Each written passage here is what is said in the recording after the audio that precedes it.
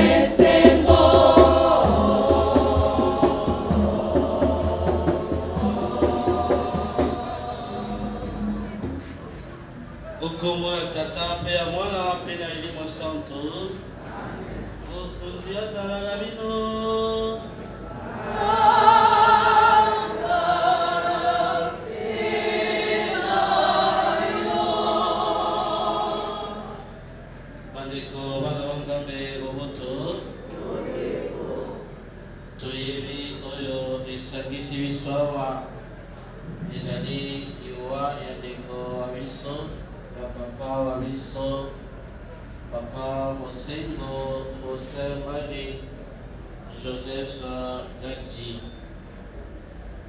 Oyo alaki Osamela elongona biso na paroisse ya Saint-Benoît Toyi kosamela na misa mpona kopesa na Nzambe alibisa ye masumu maye Bote ayamba ye omboka ye ya santo yango wana oyebandeli ya misa ye tokosengela Nzambe alimbisa biso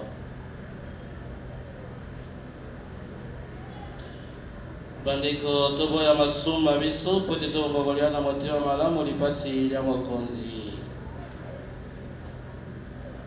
na nzimite nasali mabe Omiso na Nzambe wa bokasi bonso Omiso na bino na leko na sumuki mingi na makanisi na maloba na misala pe na botiki na sengisi makai solo na ndimike na sali mabe yango wana na kobondela ngono mosantu na meya Majebu na basantu baso na lino bandeko wangai baso kusangela mokonzi Nzambe wakasi bonso ayokela biso mawa alibisa masumu mabiso ayamba biso omoi walobiko Amen.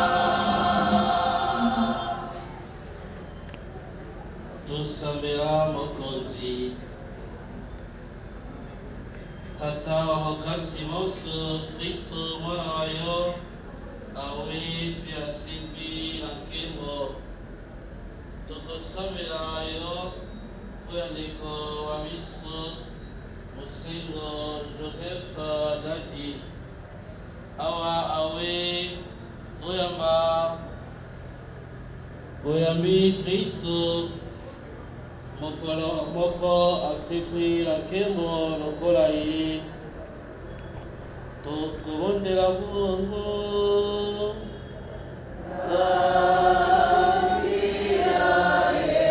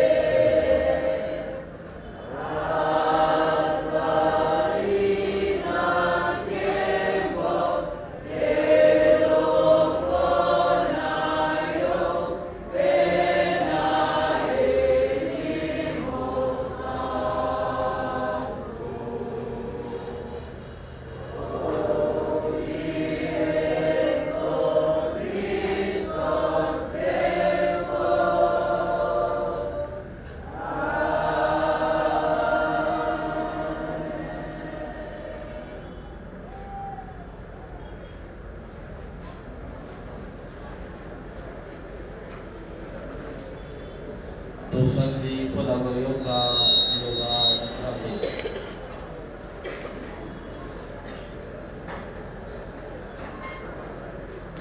L'État.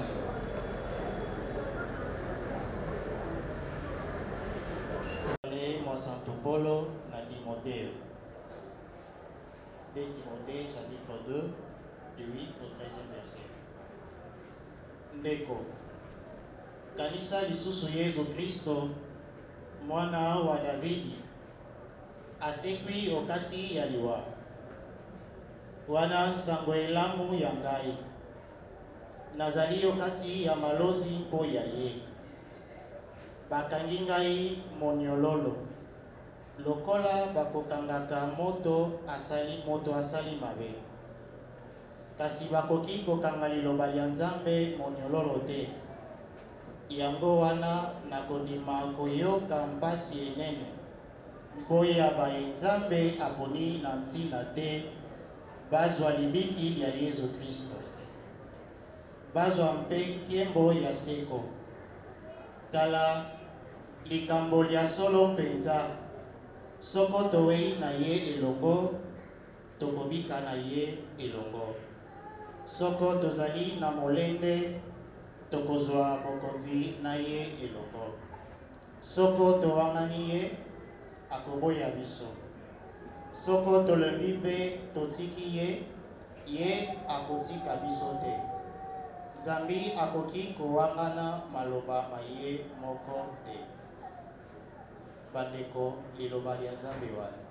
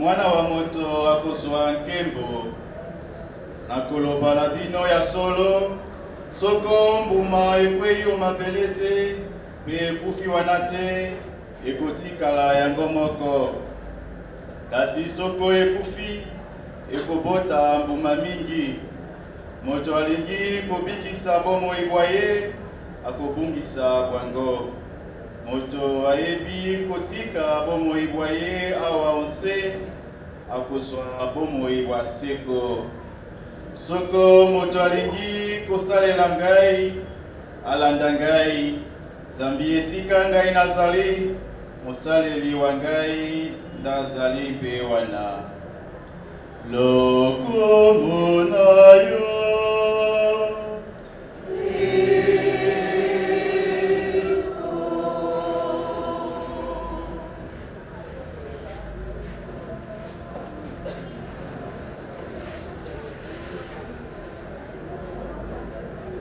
Bandeko Nzambe boboto Bondeko soki esengo ezali tobeteli bokonzi Nzambe maboko pote toyebi ke akosepisa to asepisi ndeko wa biso papa wa biso tobeteli lisusu maboko tosangani awa mpona kosambela mpona ndeko wa biso Papa Joseph Dadi Musengo alaki okati ya biso ya solo biso bato tokanisaka tomonaka ke soki ndeko wa biso awe ezali likambo ya pasi me na biso bakristo liwa ezali likambo ya pasi te wana nde ezali ni elikya ya biso. C'est notre foi boyambi wa biso en tant que bakristo liwa ekoki kokabola biso na Nzambe te ata eloko moko ekoki kokabola biso na mokonzi Nzambe te. Papa Joseph alaki Kristo nakanisi toyebi nini esalaka ke tozala bakristo nini ekotisaka biso okati ya libota ya bakristo ya bana ba Nzambe ezali nde sakramento ya bakisimo. Papa Joseph na sakramento ya bakisimo Nzambe ayabaki deja ye tomona kaka ndenge elinganaka sakramento ya bakisimo me tokotaka okati ya bozindo yango te. Na eglise catholique elinganaka ndenge nini faut tozala na mai wana et puis il y a une parole que le prêtre dit en dehors de mai et dans la canali loa oyo sango alobaka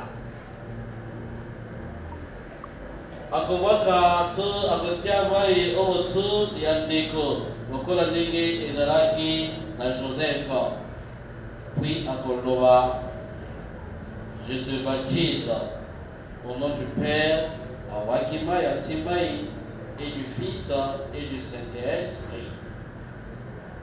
Possibilité aussi ezali na église catholique na komemayo na mai côté mai ezali koleka biso awa dans l'Afrique c'est parce que on n'est pas trop organisé na pasi mais la poto ezali na source ya mai le baptistère oyo bakokotisa moto okati ya mai voilà lelo ozokota na mai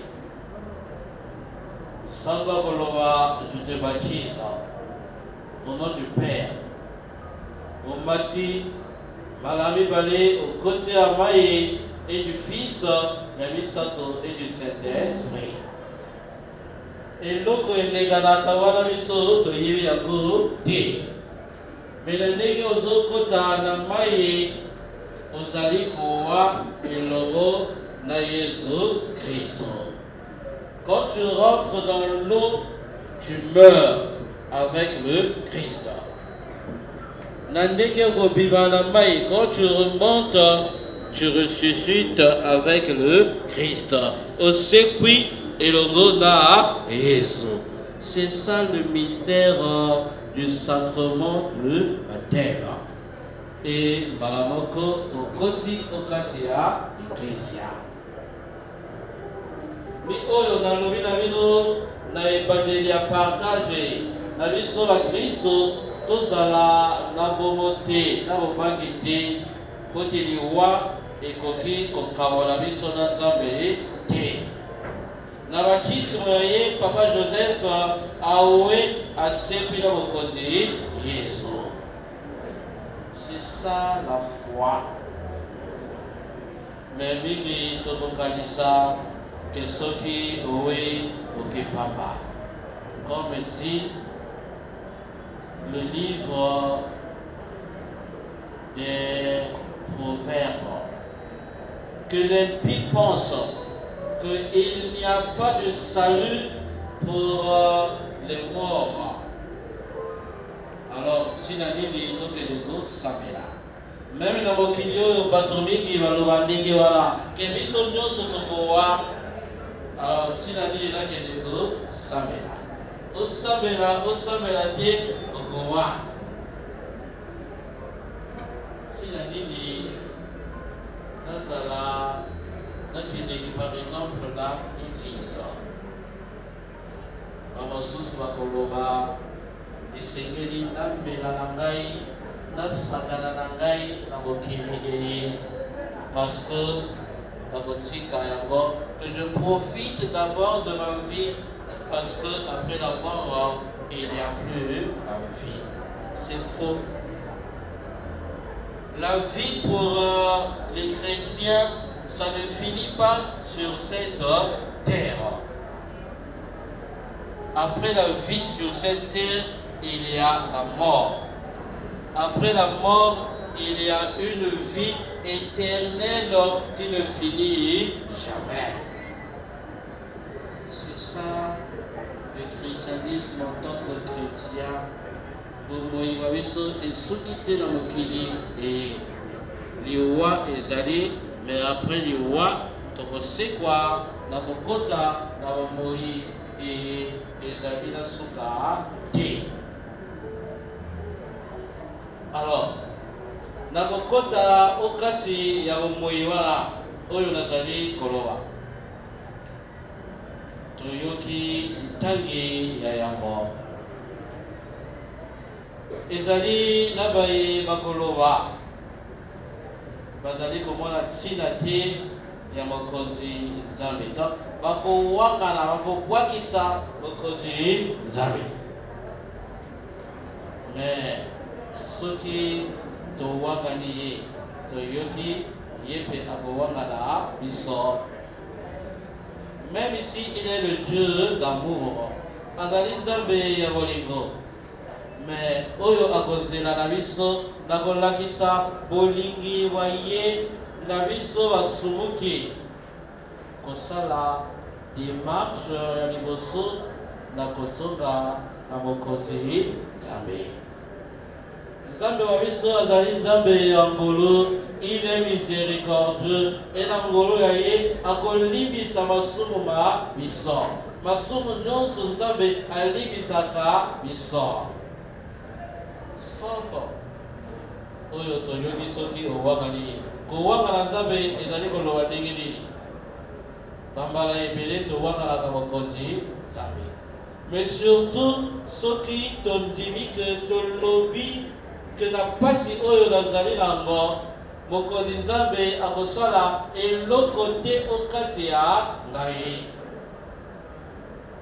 Nini sumu wana ezali pasi pote Nzambe alimisa biso. pote ozali kondima bokasi ngolo ya Nzambe te. Tu ne crois pas à la force de Dieu. Vous savez, les bateaux qui se suicident, qui se suicident. Mais les gens se suicident pourquoi? Mais c'est parce qu'ils se disent, pas si eux, Nazali Koyo Nanago, Nazali Kosabela, ne me connaissent pas, mais Nazali Kosala Iloko, qui. Donc, tu limites la puissance de Dieu. Pour le exemple, Kosala Iloko, qui. Il est wana ezali passé pour les hommes aller les services. Le temps d'encore ils sentent que le péché contre l'Esprit Saint est impardonnable. Mais il y parce que yo zali koloma que la passé d'angai on a sali dango nzamba kosala eloko te. Tu limites la puissance de Dieu, mais il a le pouvoir sur tout. Il a le pouvoir sur tout. Donc, il faut limiter le cas de Nzambe.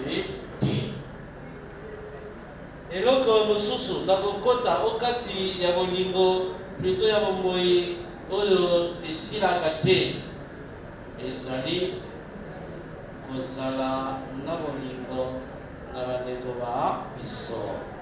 L'amour. Parce que nous serons jugés par l'amour. Nous sommes tous allés pour ça dans le kili. Nous avons akotala de bolingo oyo tozala kinango na bandeko ba biso.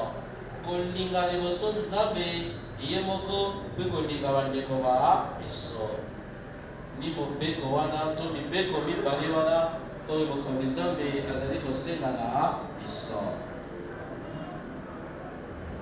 Papa Joseph,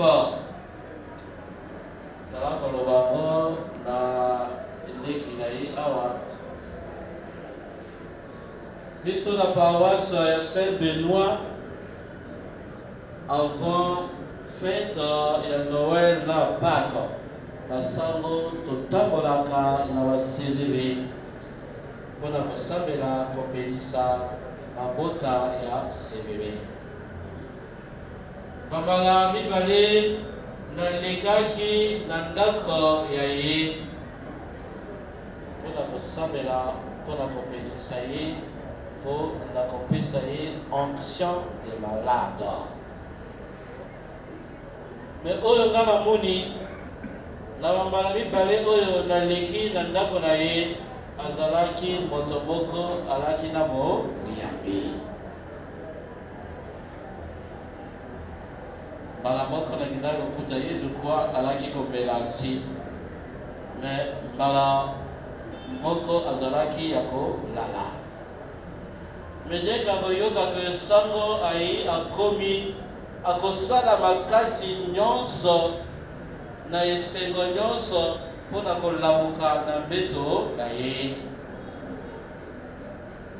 pour la kosabela pour la kolia nzoto ya Kristo.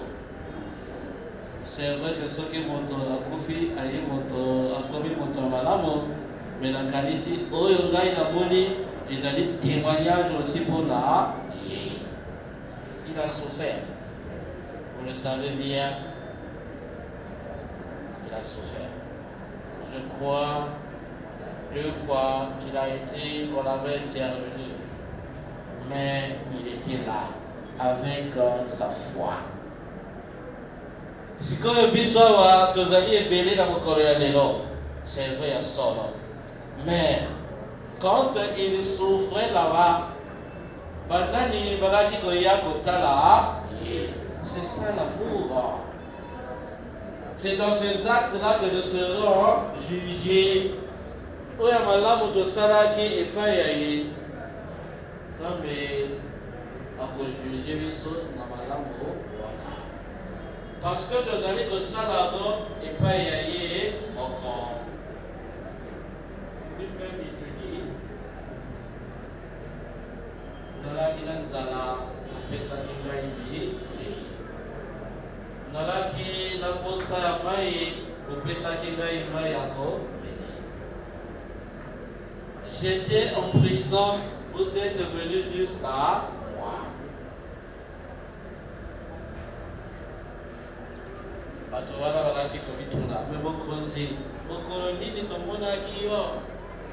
Où tu avais faim, où tu étais en prison, où tu n'avais pas d'amis, et que biso toyekaki kosunga yo, kosalisa yo. Réponse apesaki. Na ndenge bosalaki yango na bana bake, bosalaki yango ngai moko. Quand vous l'avez fait au plus petit des miens, c'est à moi que vous l'avez fait. Mokonzi Yesu nalaki kotambola, nalaki kotambola. Na Israël, toyebi ko bato ebele balaki kolanda ye, balaki na nsima ye. Bato wana ni oyo mokonzi Nzambe abengaka les petits. Les petits, ce ne sont pas des enfants, mais quand il parle des enfants, c'est toutes ces personnes-là qui souffrent et qui suivaient Jésus au jour le jour. Les pauvres, les petits, voilà, les amis vont continuer sous Christ. Alors, bon, les amis vont qu'il y a, tout ça, la camo parfois, mais réveillons-nous. Ndeko azali na mokono même kasi ya libota ezala papa to ezala mama. Parfois ngai nazali na mosolo mais na kosomba ordonnance mpona kosalisa papa wa ngai to mama wa ngai oyo azali kobela. Maman m'a apporté 9 mois dans le ventre. Awa azali kobela tokokwakisa. Parfois même quand 2000 fois on a reçu par paracétamol, il y a 2000 voilà le copimisa côté on a reçu. Quand c'est comme ça, convertissons-nous, chers frères et sœurs. Et Toyoki, ils allaient pour la mission, ils allaient pour la papa Joseph Mosego, mais ils allaient pour la mission parce qu'il est déjà accueilli.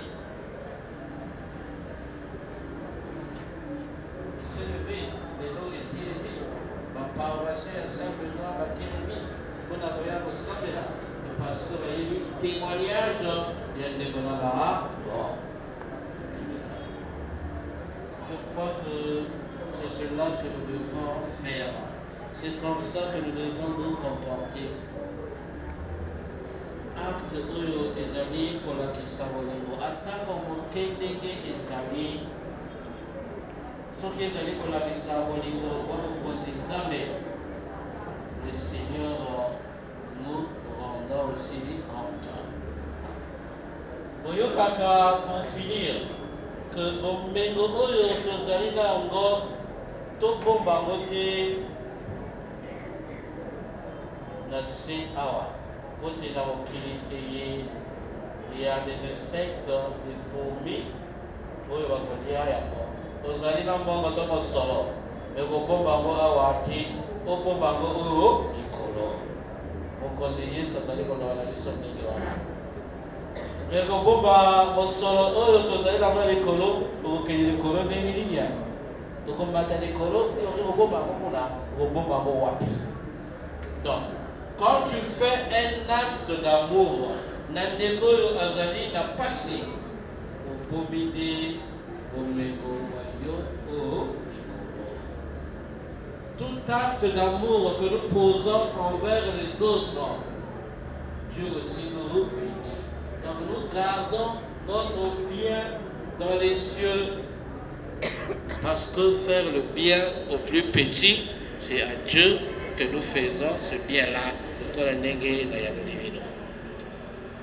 Tokosambela pote mokonzi Nzambe asunga biso selon kosambela mpona ndeko wa biso.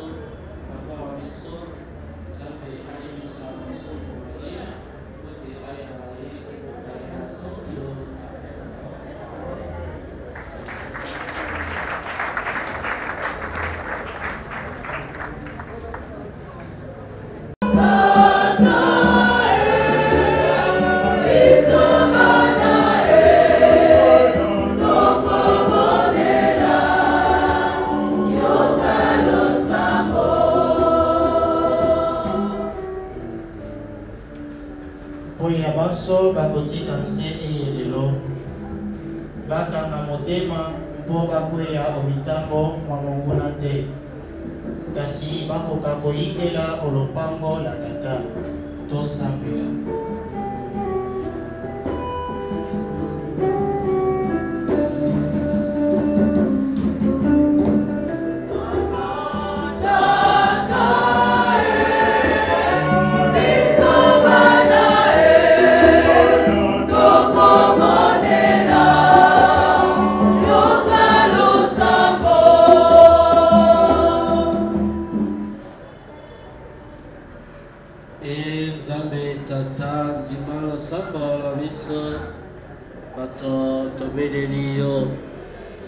Yamba ndeko wabiso Joseph Hussein oyo awe yamba ye omokayo asabala esika yoko na Kristo oyo ndeko wabiso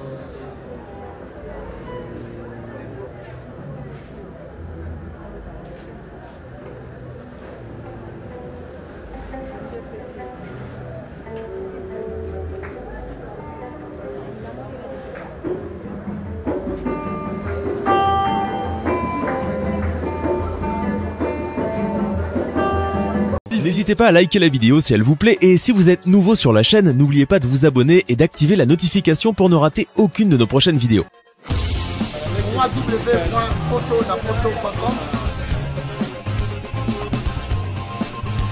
www.potonapoto.com